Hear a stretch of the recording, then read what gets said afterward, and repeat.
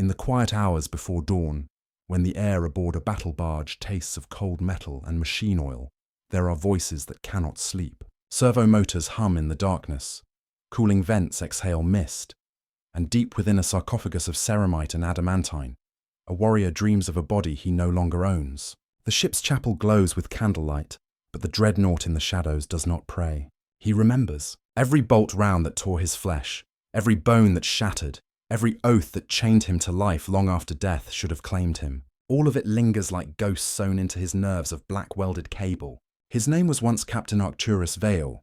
Now he is Brother Ancient Vale of the Iron Crusaders, a hero entombed, a weapon that cannot die. The Imperium calls it an honor, a second life. Those who dwell inside the sarcophagus know it for what it is: imprisonment without end.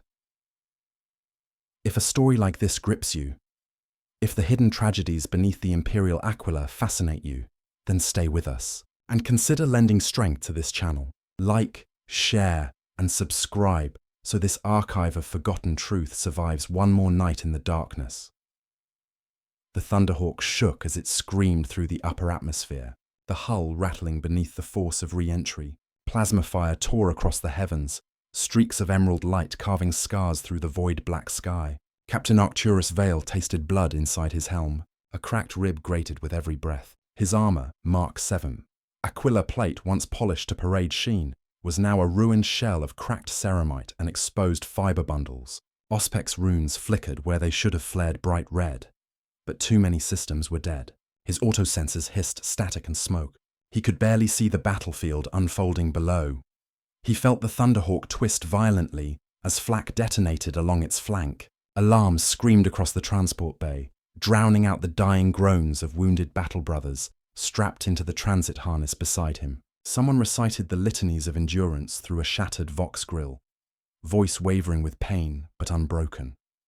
Vale tried to speak, but his Vox bead spat only blood and static. Within the suffocating shell of his helm, he could taste the iron tang of ruptured lungs and the bitter sting of cauterized flesh. He could feel wet warmth pooling beneath his breastplate. He could smell his own death approaching, slow and patient as a predator. The Thunderhawk lurched again and began its final descent. They were out of time. The ramp detonated outward before the skids even touched soil. Vale's squad surged into the storm, bolters spitting righteous death. The air outside was thick with promethium smoke, and the stench of bodies burned down to gristle. Artillery shells shattered the earth in towering plumes, and the ground shook beneath the tread of enemy armor, advancing with mindless hunger. Vale leapt from the ramp, landing hard enough to crack the fractured bone in his leg. He did not slow. He could not afford to. The world around him was a furnace. He fought through it like a revenant. His company, his Iron Crusaders, were dying. Their Voxnet was choked with screams, orders, prayers, and static. The enemy was a tide of corrupted flesh and rusted steel, as if some nightmare had dredged the most hateful scraps of metal and body and soldered them together in mockery of life. They moved without fear, without hesitation, without mercy. Even with a broken rib scratching his lungs raw, Vale was still faster, stronger, deadlier. His chainsword roared, carving molten arcs through the corrupted. Their blood steamed on his gauntlets. Their screams became nothing. More than fuel. He felt his body tearing itself apart. Every impact sent needles of agony down his spine. Every breath tasted like fire and iron. But he fought. Captain of the Astartes does not fall to his knees while his brothers stand.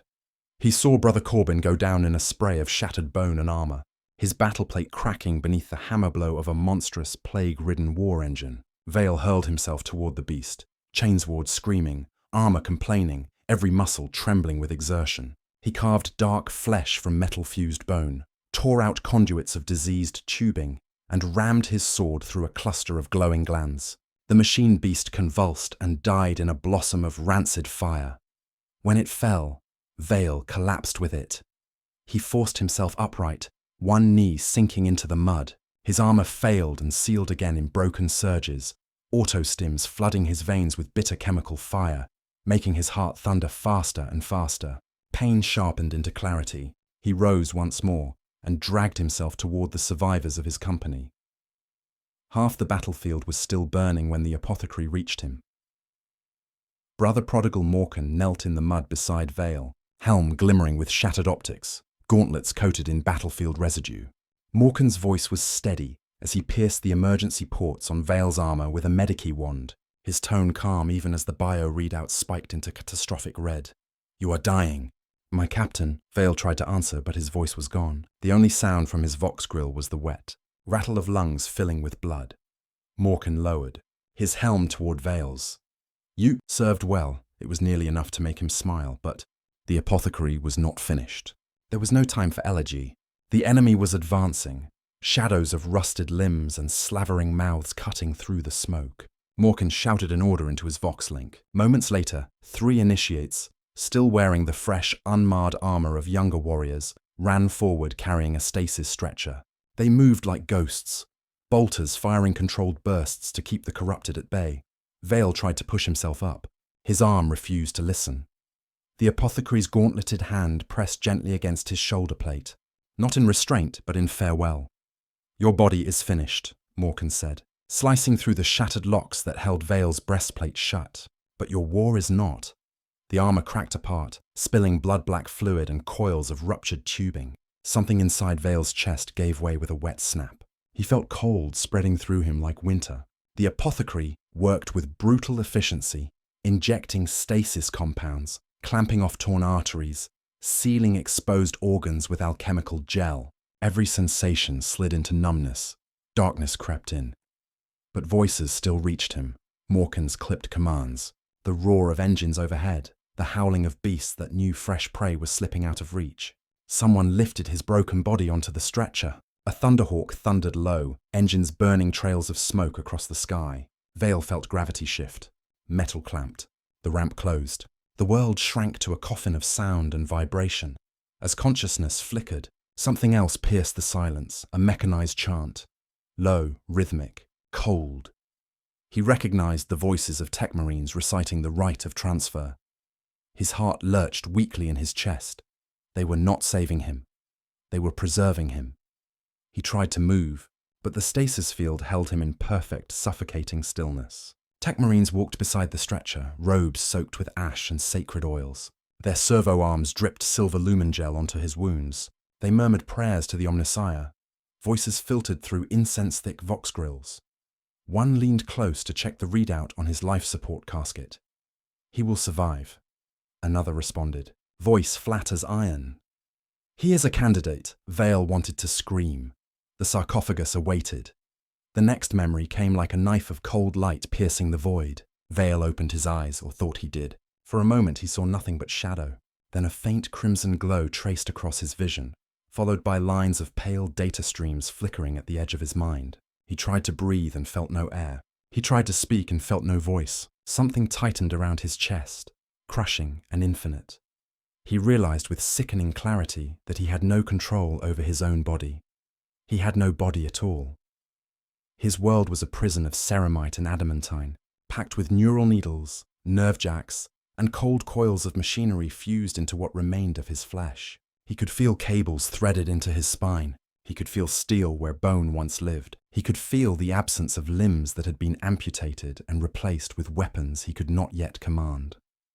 Panic thrashed against metal walls. He tried to claw at the casket, to tear himself free, but the sarcophagus answered with a low mechanical hum.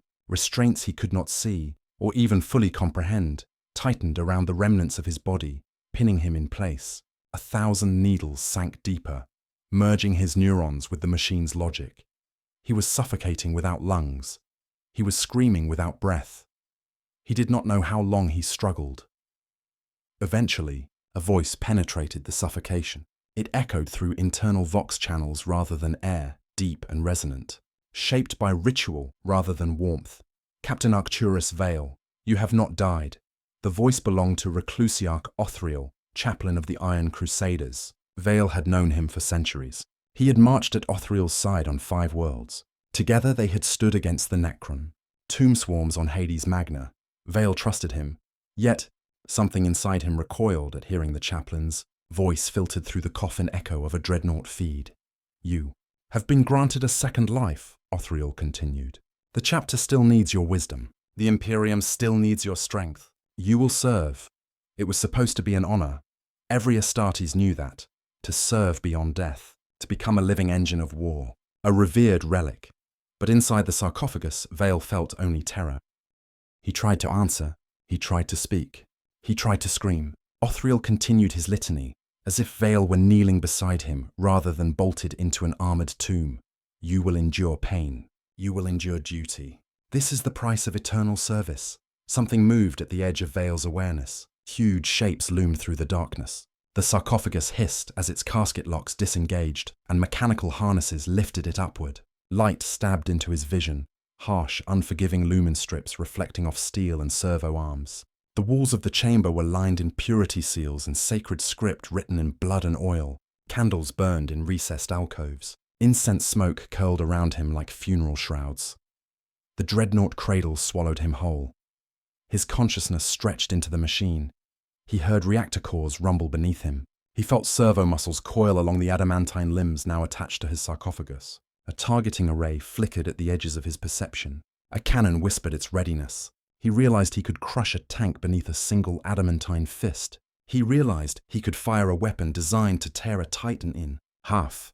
He realized none of it belonged to him. The machine was his flesh now, cold, silent, immortal. Chaplain placed a gauntleted hand on the Dreadnought's armored front plate, his new skull, and intoned a sacred benediction. Rise, brother ancient Vale, the galaxy still burns. He did not want to rise, but the machine rose for him. Gigantic pistons lifted him from the cradle. His adamantine feet crushed the marble floor. Servo motors hummed through his nerves, turning thought into movement. He didn't walk, he was walked, commanded by impulses he could hardly understand. For one heartbeat, one final human heartbeat, he almost begged them to end him. But the moment passed. The sarcophagus sealed completely. The world narrowed to targeting runes, auspex feeds, hissing vox static, and the infinite cold of the machine. Captain Arcturus Vale died that day. Brother Ancient Vale awakened, a weapon carved from the corpse of a hero, a soul too valuable to bury. Outside the Mechanicus forge bay, the war still raged. Vale could hear the shockwaves of artillery through the armoured plating of the bastion. He could sense the chapter's fleet in low orbit, its cannons primed to cleanse the world. Battle brothers chanted hymns of hatred and devotion. And deep inside the machine that had replaced his flesh, Vale listened to their words with a hollow echo of memory. He remembered sunlight. He remembered the feel of wind across exposed skin. He remembered being alive. Those days were gone. The Imperium had saved his body, not his life. The Dreadnought turned toward the battlefield with thunder in its limbs, and Vale moved because the machine demanded movement. The forge bay doors opened, revealing burning earth and a sky lit by fire. He stepped forward, each footfall shaking the ground. His new war had begun, and there would be no end. When Brother Ancient Vale first tasted the false air flowing through the sarcophagus's filtration vents, it reminded him of funeral incense, sweet, cloying, dead. He did not breathe it, for he had no lungs left to draw breath. Yet some phantom sense insisted that each cycle of purified oxygen was filling a chest that no longer rose or fell. The machine whispered to him in data bursts and pulsing runes, teaching his severed nerves a new language. Pain and function became the same thing. Motion and agony were indistinguishable. Every sensation was a command. In those early hours, Vale did not understand what was dream and what was waking. At times the world dissolved into memories. The golden dunes of Thandros, where he had fought beside his brothers under a sky full of twin moons. The cold marble halls of their fortress monastery, the memory of laughter shared over victory's feast. But each memory fractured like broken glass, and when the pieces reassembled, his brothers stood twisted and distant, faces blurred behind helm visors he could no longer remove. Every recollection betrayed him. Every dream cracked under the weight of the sarcophagus's reality. He learned quickly that the machine did not allow silence. Even at rest, systems buzzed through him. Status reports, servo checks, pressure lock diagnostics. He could feel coolant cycling like blood through veins of tungsten and ceramite. He could hear power coils hum beneath his armoured shell. The sarcophagus did not sleep, it idled, and so did he. The first time a tech marine addressed him, the sound did not enter through ears. He had none, but pulsed directly into his cortex. The voice was monotone, filtered through the static-laced modulation of augmetic speech. Reactors stable. Neural integration at 74%. Thought-to-motion latency decreasing. Vale tried to respond. To grant acknowledgement as a captain should, but only a grinding rasp echoed through the external vox grill. A voice too deep, too distorted, too inhuman to be recognized as his own. The tech marine continued without hesitation, as though speaking to a relic rather than a man. Your life has been preserved by holy artifice. You are reborn as a servant of the Omnissiah and the chapter. This honor is granted only to the greatest of warriors. Rejoice, rejoice. The word reverberated inside the sarcophagus like a cruel joke. The tech marine could not hear the frantic scream inside Vale's mind. He could not feel the phantom pain racing down limbs that no longer existed. He could not understand that the mind inside the Dreadnought was not grateful. It was drowning. Days, or perhaps weeks, passed inside the forge bay where they rebuilt him. Time was measured only in system checks and ritual chants. Servitors with blank, auger-eyed faces shuffled forward to anoint his armor with sacred oils. Tech marines tightened adamantine plating and sealed neural sarcophagus ports with molten adamantium. Incense choked the air. Canticles of activation echoed beneath vaulted steel. During that time, Vale learned the first truth of his new existence. Dreadnoughts are never alone, yet never heard. Chaplains knelt before his armored hull and recited scriptures of fire and duty. Initiates prayed in trembling voices, inspired by the presence of a living relic. Even veterans honored him with bowed heads and clenched fists. They all spoke to him, but none listened. Their reverence was a wall, not a bridge. When a human servant stood before him to recite a litany, Vale recognized her as one of the chapter serfs who scrubbed armor and polished bolter magazines. She looked so small now, dwarfed by the massive shape looming over her. Her hands shook as she read from a cracked data slate, but her voice remained steady. Honor to the Iron Crusaders. Honor to Brother Ancient Vale. His body failed, but his will endures. He will burn the unclean from the Emperor's domain. She believed every word. They all did. And that belief was a chain heavier than any ceramite plating.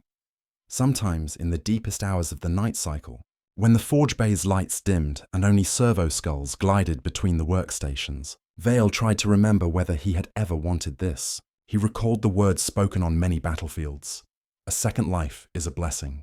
To become more than flesh is to serve beyond death. But those words came from warriors who never imagined their own bodies crushed into a tomb. Nerves threaded through machine logic. Minds bonded to a war engine that allowed no rest. They burned with the arrogance of the living. Vale had been one of them. Now he understood the cost. Integration deepened. At first he had to think with desperate intensity just to move a single servo muscle. Motion was clumsy, like trying to lift mountains with broken fingers. But the machine learned him as he learned the machine. Thought moved faster. Movement became easier. He discovered how to walk, massive adamantine feet shaking the floor with each step. He learned how to rotate his arms, how to calibrate weapon limbs, how to raise and lower the sarcophagus's armored prow. The Dreadnought body responded with reverent obedience. It was intoxicating to feel such power, and horrifying to know that all of it was a prison.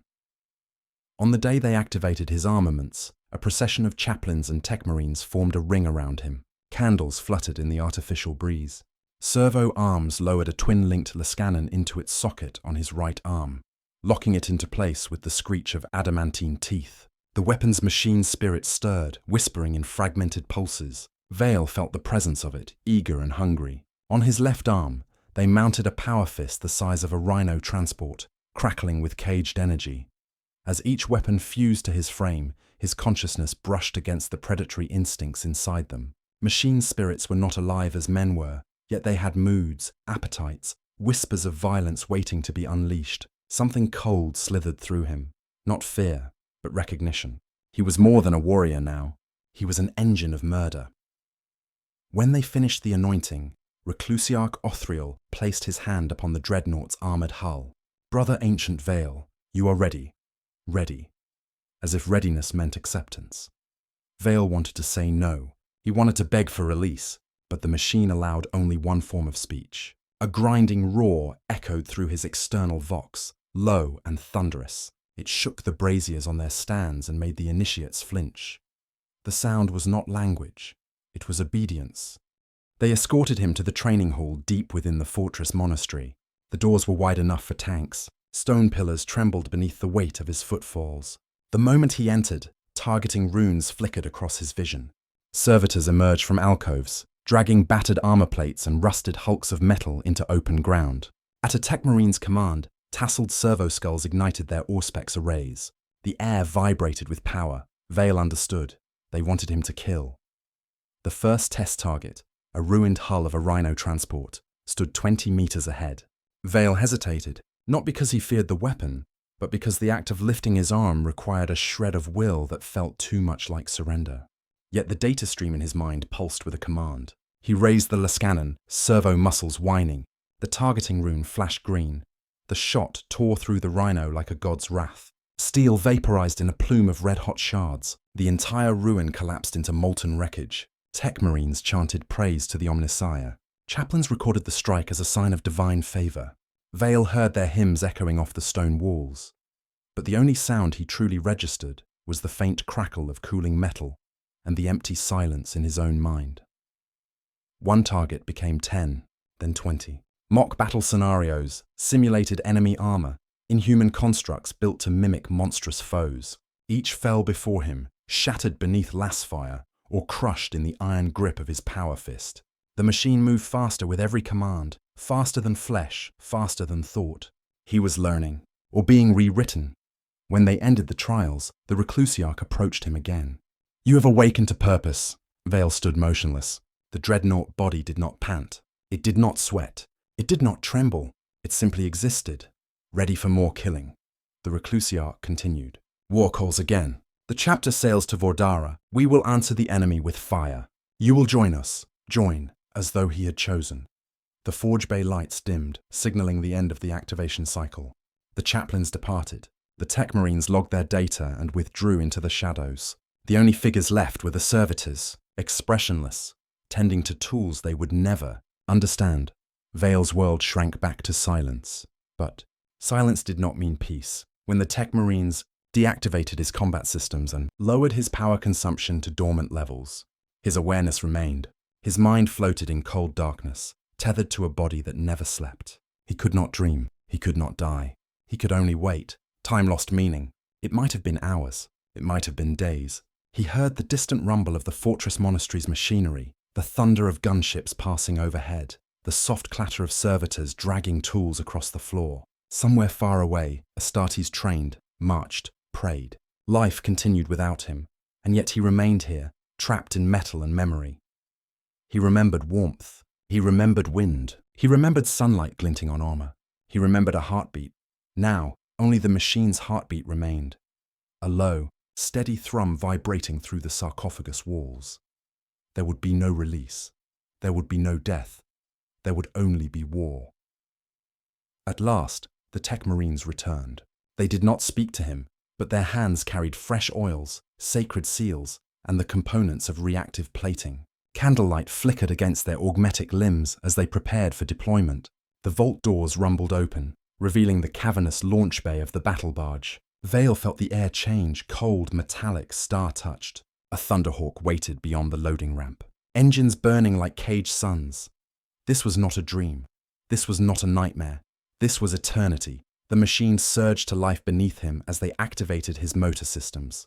Pistons hissed. Power conduits flared. His vision filled with data feeds of weapon readiness, armor integrity, deployment vectors. A chapel choir sang battle hymns somewhere above the bay, their voices rising like smoke toward the vaulted ceilings. Astartes gathered in formation around him, watching with reverence as he stepped forward. He was their relic now, their talisman, their promise of victory. Vale wished he could feel nothing at all. Instead, he felt everything. Pain without end, memory without body, duty without choice. The Thunderhawk lowered its ramp, and Vale walked into its hold, each footfall shaking the deck. Bolter fire echoed across distant ranges as the ship prepared for war. The ramp sealed shut, the engines roared. Gravity dipped, then vanished. As the battle barge slipped into the void, Brother Ancient Vale stood motionless inside the Thunderhawk's transport cradle, awaiting the next command. There would be no rest, only the dream of metal, only the sarcophagus, only the war. And the galaxy was very, very vast. The Thunderhawk touched down with the hiss of hydraulic dampeners and the scream of retro thrusters biting into dust-choked air. Storm winds dragged sand across the landing pad in long, hissing waves. But Brother Ancient Vale could not feel the grit or the wind. Sensory receptors translated the world into streams of data, converting physical reality into pulse, number, and threat assessment. He understood it, but he did not experience it. The machine interpreted the world for him, and the sarcophagus allowed only what it deemed necessary: sight without eyes, motion without nerves, awareness without warmth. The war on Vordara was brief, brutal, and utterly hollow in his memory. He knew he had fired, crushed, and burned. He knew he had split tanks open with his power fist and atomized enemy strongpoints beneath Lascannon strikes that left nothing but molten craters. He knew the chapter had prevailed. He knew the planet had been purged. But he did not remember the battles like a man. He remembered them like a weapon. When the campaign ended, they returned him to the vault. The descent into the Dreadnought vaults of the battle barge was worse than burial. The chamber was a cathedral of steel, deep beneath the armoured heart of the ship, cold enough that frost clung to the walls like blue-white scarring. Rows of empty thrones and docking clamps lined the vault, waiting for relics of future wars. Only two were occupied: Vale's cradle and the armoured sarcophagus of Brother Ancient Merus, who had fallen silent centuries before. Some said Merus dreamed. Some said his mind was gone. Others whispered that he still heard everything, trapped in a tomb of deafening silence. Vale did not know which fate awaited him. He only knew the vault door sealed with a shudder of heavy locking bolts, and the lights dimmed to a faint ghost glow. Heat bled slowly from his frame as his systems powered down. The machine released control of his limbs, returning him to the prison of stillness. His weapon arms folded into transport locks. His armoured prow faced the centre of the vault, unmoving, unblinking. There was no ceremony for silence, no audience for entombment, only darkness, only waiting. Time ceased to be measurable to a mind that never slept. Minutes and hours dissolved into each other like sand sinking into an ocean of stillness. Vale tried to track time by counting the slow cycles of his reactor cooling systems, but the numbers blurred. His mind drifted. Sometimes memory surfaced, sharply, painfully, before vanishing again into the black sea of enforced calm. He remembered standing at the gates of the fortress monastery as a newly ascended captain, receiving his first command. He remembered the weight of his helm beneath Terra's sun. He remembered shaking hands with the chapter serfs who had tended his squad's armour, each of them awed that an Astartes would acknowledge their existence. He remembered warmth. Then, the sarcophagus reminded him that warmth did not exist here. In the vault, he had no body to move, no voice to speak, no battlefield to justify the agony of his second life. His systems remained half-active, always waiting, always listening. Every few hours, a servitor on rusting treads lurched through the vault. Candles mounted on its shoulders, dripping wax onto the floor. It carried a censer that emitted incense and machine oils, bathing the Dreadnoughts in sacred fumes. It whispered the binary prayer of preservation, but its voice was broken, a glitching, halting series of tones that never varied, never changed. The servitor's presence was not comfort. It was simply another reminder that time passed, and Vale did not. Once, a chaplain arrived. Reclusiarch Othriel stood in the gloom, holding a crozius that glimmered like a shard of a dying sun. He recited battle hymns. He spoke praises. He promised that the chapter would awaken Vale again when war called. Vale listened, not because he had a choice, but because there was nothing else in the universe to do. Othriel's voice echoed from the metal walls. Then he turned and left, robes brushing the frost-rimmed deck. The vault door closed. Silence returned. Days passed. Weeks. Months. Without stimulation, human mind becomes its own battlefield. Without movement, without sensory input, without purpose, the mind atrophies. But an Astartes was created to endure. Vale clung to memory as a drowning man clings to a shard of floating wreckage. He recalled his brothers, Corbin, whose laughter carried across the training cages, Soren, who never removed the oaths from his gauntlets even after victory, Jalen, who wrote prayers on the inside of his armor plates, believing his blood would carry them to the Emperor. He remembered them alive. He forced himself to recall their voices instead of the way their corpses had looked when the corrupted war engines tore them apart. Sometimes he imagined that if he remembered hard enough, he might feel pain again in the absent nerves of broken bones. The memories were painful, but they were his. Pain was proof that he had once breathed, once slept, once bled as a man. The sarcophagus denied him physical sensation, but it could not deny memory, and so he endured, until the dreams began. At first, they were fragments, a flash of crimson, a roar of bolter fire, the crushing thunder of a power fist breaking armor. But these were not memories. They were too vivid, too immediate. They came when his machine was powered down, when no battle raged, when nothing moved, when he should have been a silent monument. The visions arrived in pulses, like neural feedback. He saw a battlefield he did not recognize, mountains of black stone, skies ablaze with unnatural aurora. He saw warriors of the Iron Crusaders running beneath him, their armor cracked and burning. He saw enemies that were not orc, not heretic, not Xenos he knew, darkness with teeth, light that screamed, shapes that defied form. They were not memories, they were something else. Premonition? Hallucination? Or madness? The tech marines claimed Dreadnoughts did not dream. They said the sarcophagus cut off every organic signal except that which served war. But Vale saw things, felt things, heard voices that should not exist. Perhaps it was the echo of the machine spirit, bleeding into his subconscious. Perhaps it was the remains of his dying brain, searching for sensation in a prison of silence. Or perhaps he thought, it was the Emperor's judgment for surviving when so many better men had died. One vision returned more often than any other. A great library of metal scrolls and floating cogitators, its walls carved with words he could not read. At its center stood a figure wrought of light and shadow, wearing the helmet of a custodian guard, yet shaped like no human. The figure never spoke. It only watched him, unmoving, as if waiting for something. Whenever Vale tried to approach, the visions shattered, and he woke again in the dead quiet of the vault. Perhaps it was nothing more than the mind starving for meaning. But in the Imperium, rumor and faith are threads of the same cloth. When the visions faded, only darkness remained. More months passed. Servitors shambled in and out. Tech marines inspected his sarcophagus with cold instruments and emotionless eyes, checking that his mind had not degenerated past usability. If he had been mortal, he might have welcomed degeneration. But every test showed the same result. Neural integrity stable, combat functions preserved, consciousness intact, a perfect relic, a perfect prisoner. One day, footsteps broke the quiet. Not the heavy tread of tech marines or the clatter of servitors, but something softer, measured, human. Vale did not recognize the cadence until light touched the vault and a small form stepped into view. Captain Talon.A, boy by Astartes standards, barely. A century in the chapter's service, yet already carrying the mantle Vale once bore. His armor shone with the polish of recently repaired ceramite. He saluted the silent Dreadnoughts, chest swelling with reverence. He approached Vale. "Brother Ancient," he said quietly, as if afraid the vault might swallow his voice. "I come to request wisdom. The chapter prepares for war upon Selenic Verge. We face Xenos constructs of unknown origin. The Strategium Masters say you fought their kind before." Vale's mind strained against the sarcophagus. He remembered Selenic Verge.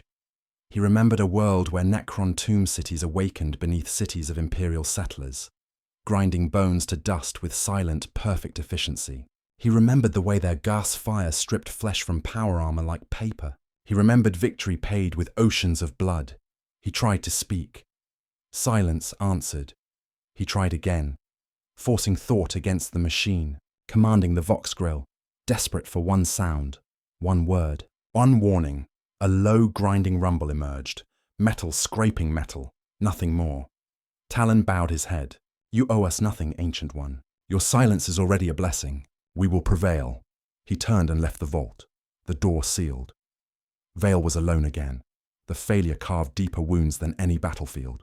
A captain had asked for his wisdom. A son of the chapter had sought his voice, and the sarcophagus had denied him, turning his experience into a muted echo. He was a monument to history, yet history could not speak. The silence became heavier. Even memory became treacherous. The warmth of old days turned to poison. The faces of his brothers blurred into shadows. His own human features faded. The sarcophagus began to feel like the only identity he had ever known. At last, the thought formed, not as hope, but resignation.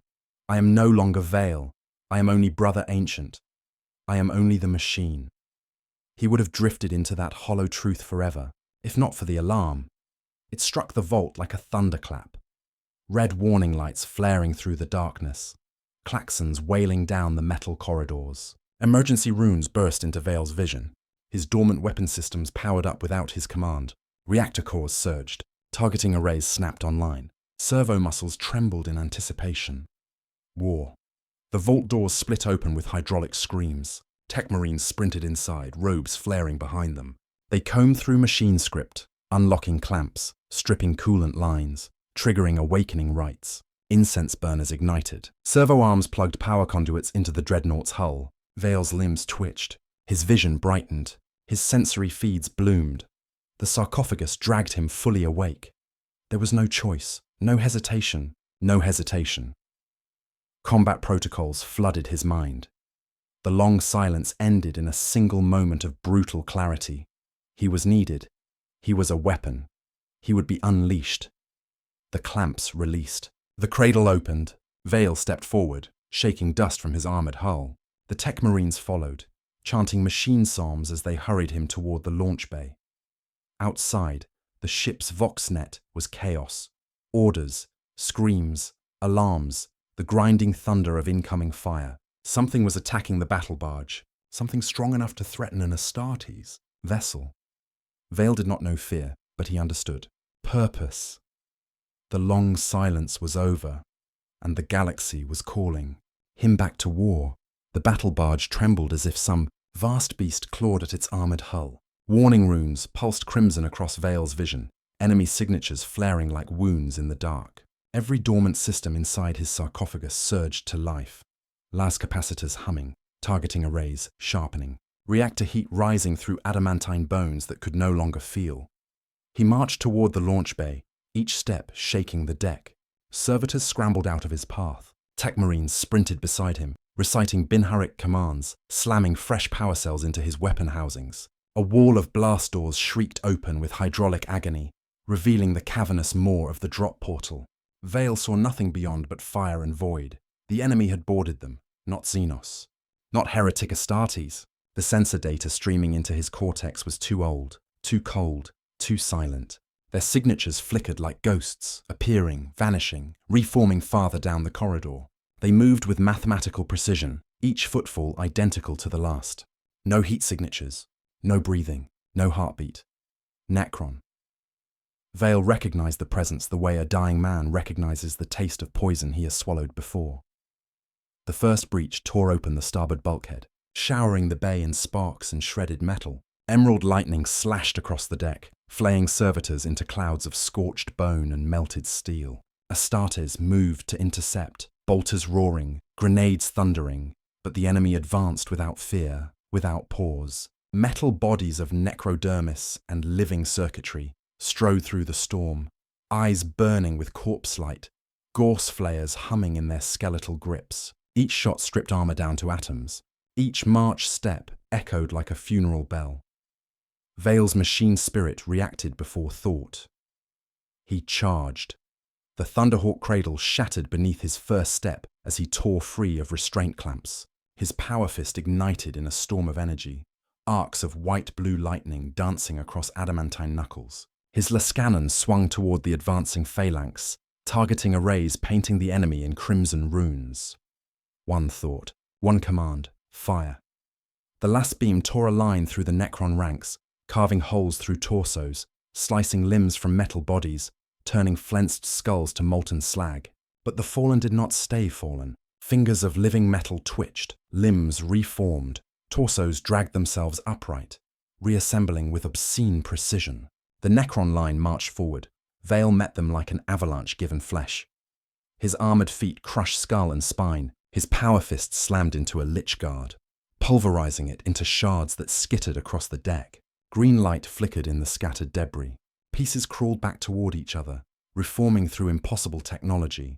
Another wave dropped from the torn ceiling, suspended by gravity-null pulses. Immortals, taller, heavier, gorse cannons mounted on skeletal arms, aimed for his sarcophagus. Emerald beams raked his armor, carving heat grooves across his ceramite plates. Warning sigils flared across his HUD, but Vale did not slow. He remembered this enemy. He remembered their cold silence. He remembered the way they watched as men died screaming, their metal faces unreadable, their victory inevitable. Not this time. He swung his power fist upward, smashing the first immortal out of the air and driving its mangled chassis into the deck plating with force enough to crater steel. He fired the Lascannon into the wreckage point blank. The machine's spirit howled, the immortal vaporized. Astartes seized the opening, surging forward in tight formations. Bolters barking death. The deck became a slaughterhouse of metal and fire. But the Necrons kept coming. Vale did not fight as a man now. He fought as a god-killer machine. Every movement was a calculated execution. Every strike crushed something beneath him. The Dreadnought body moved with terrifying grace, translating rage into precise brutality. His mind was the only human thing still trapped inside. Then, through the Voxnet, a voice cut through the chaos. "Brother Ancient Vale, fall back to Shield Corridor 7. We are sealing the breach." It was Captain Talon. Vale turned toward the voice, the machine obeying before he consciously commanded it.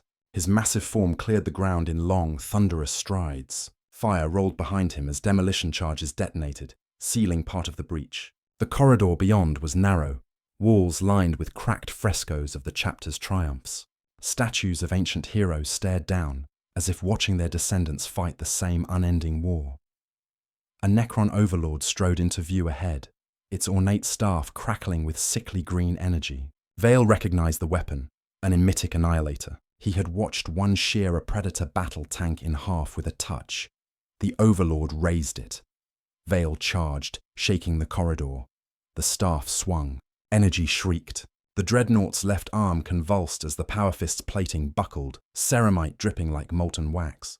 The machine registered catastrophic structural damage. Vale felt the wound like a phantom scream, pain echoing through nerves that no longer existed. He struck back. A blow that could level a bastion cracked the Overlord's carapace. Fragments of necrodermis scattered like broken stars. The creature staggered but did not fall. It slashed again. Lightning ripped across Vale's hull, tearing armor from his flank, exposing bundles of machine sinew and glowing reactor conduits. The fight collapsed into brutality. He grappled the Overlord, shoving its staff aside, crushing its torso with the weight of an armored tomb. He drove the metal corpse into the deck, stomping again and again until its skull cracked and its internal generator imploded, blowing molten shards across the walls. Silence followed. Brief, trembling silence. Then the Voxnet howled again. Second breach, portside launch galleries. More contacts than we can count. They're phasing directly through the walls. Vale turned. Necron warriors materialized inside the corridor, phasing in from wherever their tomb ships rode in the void. The walls flickered with quantum distortion as green lightning carved through stone. Astartes fell, armor stripped to slag. One warrior, cut nearly in half, dragged itself forward, with murder still burning in the hollow pits of its eyes. There would be no end, only more. It would never stop. Vale's Lascannon overheated, coolant boiling through emergency vents. His power fist was half destroyed, but he raised it anyway. He barreled into the foe once more. His massive frame smashed bodies aside, crushing skulls under armored treads, pulverizing metal ribcages beneath thousands of kilograms of ceramite and adamantium. He waded through the dead who would not stay dead, a war idol soaked in emerald fire. The battle spread like infection. Alarms flared across the ship's readouts. Plasma drives overheating, hull integrity compromised, Geller fields fluctuating. The Tech Marines' voices chanted in desperation over the Vox, trying to stabilize power systems. Thunderhawks launched and were torn from the void by scythe-shaped fighter craft that sliced through armor like paper. Somewhere, a reactor chamber blew, shaking the ship's bones. The Iron Crusaders fought on. They always did. But even they were only mortal. In the chaos, Vale heard Captain Talon's voice one last time. "Dreadnought, forward. We need the corridor sealed. Bring it down." A last command, a last purpose. Vale turned toward the main support arch. He braced his shattered fist against it. The pain in his mind pulsed like a memory of broken bones, but the machine cared nothing for agony. He pushed. The arch groaned. Metal screamed. The corridor trembled as tons of reinforced steel tore loose. A roar filled the air. A collapsing avalanche of corridor and ceiling and machinery. The Necron warriors vanished beneath the falling mass. So did Vale. For a moment, everything was darkness and pressure and crushing stone. Then silence. His system sputtered, overloaded. Emergency power cycled to life in flickering bursts. Vision returned one dying pixel at a time. He saw only ruin, twisted girders, shattered plating, dust boiling through half-flooded corridors. The sarcophagus's structural integrity dropped to critical levels, but the machine refused to die. He tried to move. One leg answered. One did not. His Lascanon was a ruined, sparking mass. His fist was gone entirely. He was trapped, and he was still alive. A broken heartbeat of time passed. Then he heard movement. Not servitors, not tech marines, not Astartes. Metal scraped metal. Debris shifted. Something dragged itself through the rubble toward him, unnaturally silent. A Necron, half missing. Torso dragging itself by skeletal fingers. Its Gorse weapon gone, its skull cracked, its optical lens shattered, but still moving, still trying to kill. It reached for him with its one remaining arm. Vale could not raise his weapon. He could not stand. All he could do was stare as the machine crawled toward the sarcophagus. Then a thunderclap. Green fire exploded. The crawling shape vaporized. Light flooded the corridor. White, hot, human, Astartes, dozens, veterans in battered armor. Storm shields cracked, bolters smoking. Captain Talon led them, helm dented, chest plate scored with gorse burns. He stood before the fallen Dreadnought and placed his hand against its shattered armor. "You held the line," he said, voice raw. "You saved us all," Vale tried to speak, tried to answer, tried to be more than a silent monument. Only a grinding whisper left the Vox grill. But the Astartes bowed their heads to that whisper, as though it were the words of a saint. The tech marines arrived moments later, cutting away the wreckage, sealing ruptured conduits, preparing the Dreadnought for return to the vault. They spoke of repairs and reinforcement. They spoke of reactivation timetables. They spoke of readiness. And Vale understood the truth more clearly than ever. He would survive this battle. He would be repaired. He would rise again. He would kill again. And every time the galaxy called his name, the machine would drag him from silence to war, and from war back to silence. There would never be rest. Not for the dead. Not for the living. Not for him. As the tech marines lifted him onto the grav cradle, the sarcophagus dimmed, slipping back into forced dormancy. The vault was waiting. The silence was waiting. The war was eternal, and so was he. They told him the battle was won. They told him the Necron phalanxes had withdrawn into whatever haunted dimension birthed them, leaving only husks of living metal that twitched on the deck like dying insects. The Iron Crusaders walked among the wreckage, silent but unbroken, counting their dead and engraving the names of the fallen into their memory. The battle barge's hull burned with fresh scars, but its engines still roared, wounded yet defiant. Vale heard none of the victory hymns. The sarcophagus was already being lowered into the vault. The tech marines spoke in ritual monotone, their mechanized voices as cold as the steel floor. Reactor cores entering cooldown cycle. Primary servos disengaged. Machine spirit entering hibernation. A burst of static screamed across Vale's mind as his senses dimmed. The world faded into shadow, slow, suffocating shadow. Once again the clamps locked into place. Once again the vault sealed with a grinding sigh of steel. Once again he was alone in the vast tomb of silent giants. But the silence was different now. Something in him had changed on the battlefield. Something had cracked. Not physically, the tech marines would repair all of that, but mentally, spiritually, fundamentally. War had taken his limbs, his voice, his freedom. Silence had taken his sanity. But now something else gnawed at the edges of his mind. A question. How many times would they wake him? How many centuries of battle remained before the chapter forgot he had once been human at all? He tried to push the thought away, but the sarcophagus did not let him sleep. Memories flickered unbidden. His brothers dying in his arms, the scent of burning promethium, the taste of iron in his ruined lungs. He remembered the apothecary cutting his armor open, whispering that his death would be valorous. Instead, they had given him eternity. Time drifted. Hours bled into days. Then voices returned. The vault door opened.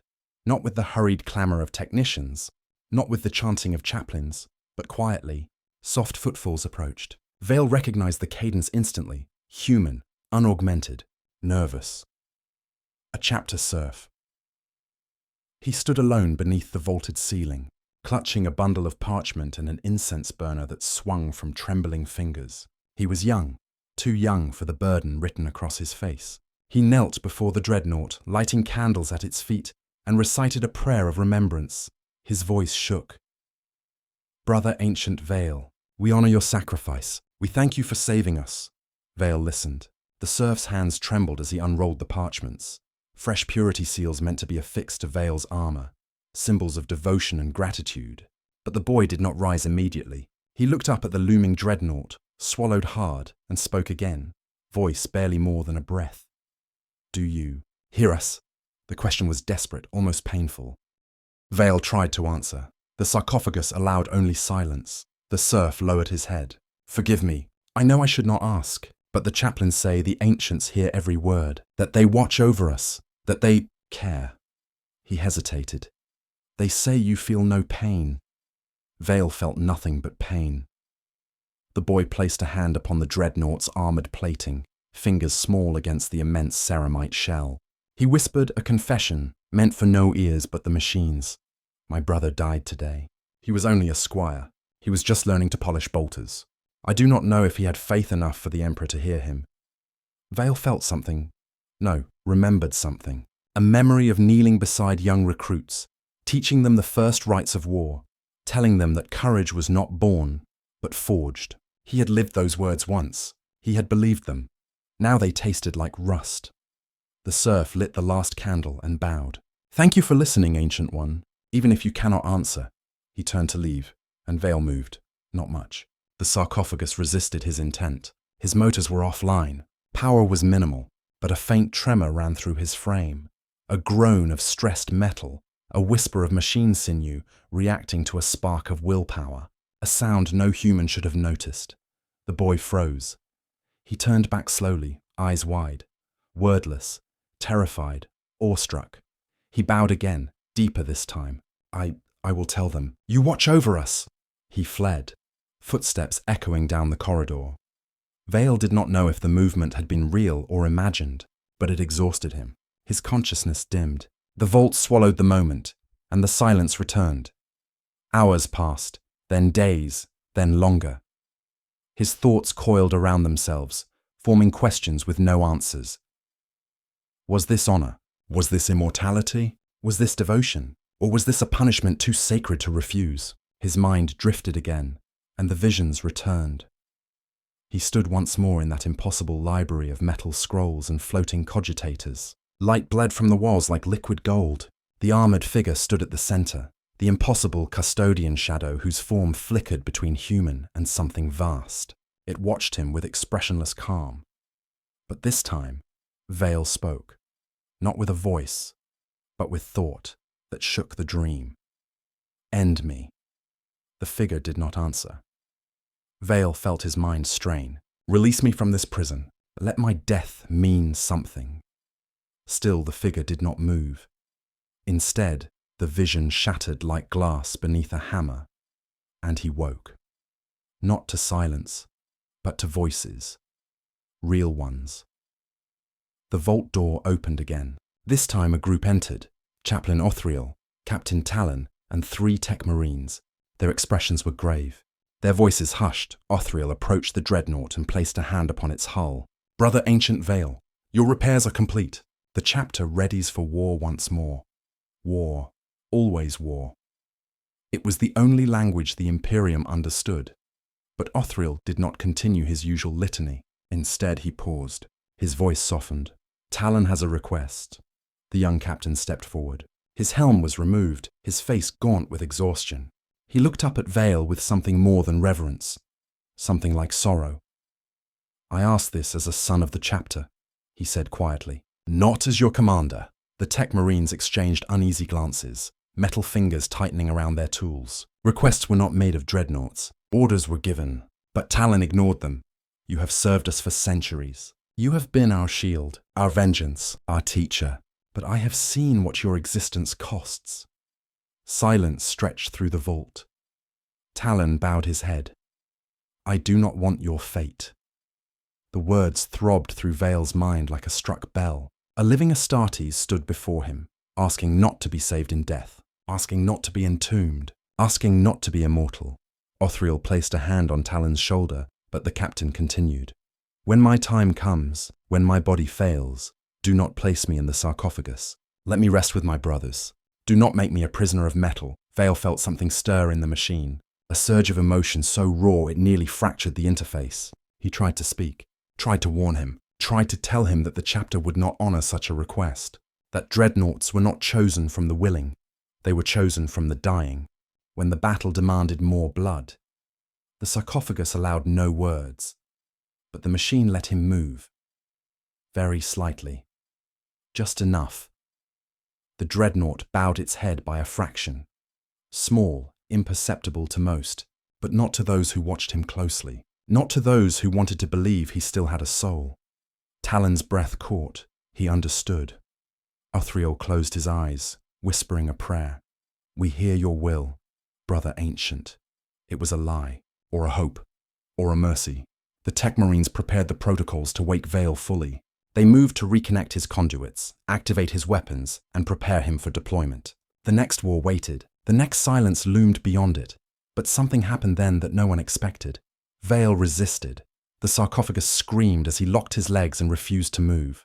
Hydraulic stress alarms wailed. Armor plating groaned. The Tech Marines froze in shock. No Dreadnought denied activation. Not once the rites had begun. Othriel stepped forward, voice urgent. Stand down, Ancient One. The chapter needs you. Vale did not stand down. He lowered himself, slowly, deliberately, onto one knee, not as a machine obeying command, as a warrior refusing. The vault rang with something like sacred terror. The chaplain lowered his Crozius. The Tech Marines backed away. Talon stared, struck silent. The Dreadnought had not forgotten how to kneel. The machine could not speak his wish, so it acted it. Let me rest. Othriel's voice trembled for the first time Vale had ever heard. His spirit seeks release. The Tech Marines argued in Binharik, static-laced and frantic. Some demanded he be overridden, forcefully rebooted, his will subjugated to the chapter. Others stood frozen, terrified to violate whatever miracle they were witnessing. Talon approached, eyes burning with something like grief. I promise, he whispered. We will not condemn you to eternal war. Othriel inhaled sharply through his vox grill. This goes against the doctrines of the chapter. Talon looked up at the Dreadnought. So do miracles. There was no official sanction for mercy in the Imperium. There were no rights for letting a hero die. There was only silence, duty, and the endless war. But sometimes, in the cracks between those absolutes, humanity slipped through. The Tech Marines shut down the activation sequence. The clamps disengaged. The power conduits withdrew. And for the first time since he was entombed, Brother Ancient Vale felt the machine. Release him willingly. His vision faded. Not into the enforced dormancy of the vault, not into the long silence that carried no hope, but into something deeper, something final. The last thing he saw was Talon, standing at attention, hand over his heart, honoring not a machine, but a man. Then darkness took him, not the cold mechanical void, a different kind, a softer kind, the kind that asks nothing, the kind that ends, whether the Adeptus Mechanicus later reclaimed. His remains for reactivation, whether the chapter honored the unspoken oath, or whether the Emperor took his soul into whatever peace mortals dream of, no one can say. The Imperium buries such truths in rumor and half-remembered legend. Some claim Vale rests beneath the fortress monastery in a sealed crypt, his sarcophagus unpowered, his spirit finally allowed to sleep. Others whisper that he was reforged into a greater engine of war, a Contemptor Dreadnought or a Leviathan, mind-broken and silent. Others still say he appears in battle when the chapter is moments from extinction, a ghost of steel and vengeance striding from the darkness. No one knows. Perhaps that is mercy. For in a galaxy where war never ends, a single warrior might finally have found peace or become its ghost.